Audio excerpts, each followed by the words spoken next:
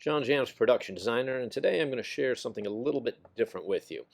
I've had the privilege of designing 22 seasons of Hell's Kitchen, and one of the most frequently asked questions I get is how we shoot this show.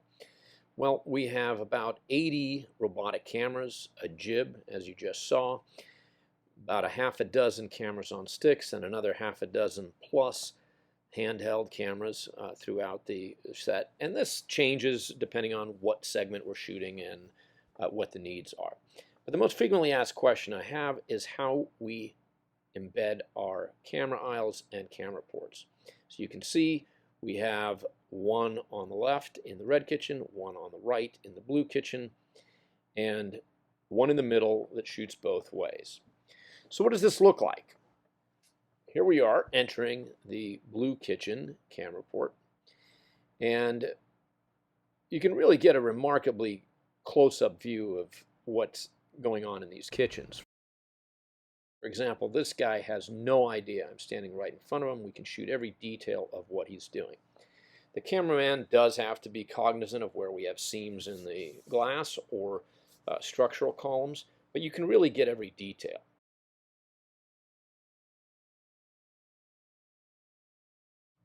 In the center camera aisle, I really love this space because you can see both kitchens and shoot into the dining room if you need to. And again, it's virtually a seamless experience looking into these kitchens, catching the detail and the activity of what's going on. I kind of just enjoy spending some time in them once in a while because you can be right in front of somebody and they have no idea that you're standing there. Just kind of fun to check out once in a while. In the living quarters, we also have embedded camera aisles. Here on the right and upstage in the middle in the kitchen.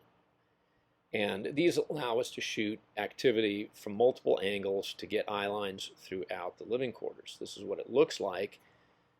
Accessed from the service quarters around the kitchen, we get a really seamless view of what's happening in the living quarters kitchen and activity beyond.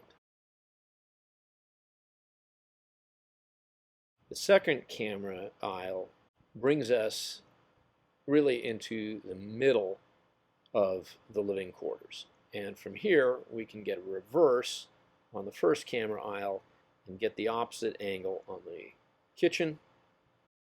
We can also see anything that's happening in the dining area and get ourselves right in the middle of conversations in the living area, the living room portion, as well as seeing the connections to the bedrooms and the access to the patio. Patio also has embedded camera aisles so that we can shoot conversations from multiple angles out there as they happen. Anyway, that's the quick tour of Hell's Kitchen's camera aisles. Hopefully it is something new and interesting for you. Thank you so much for joining me.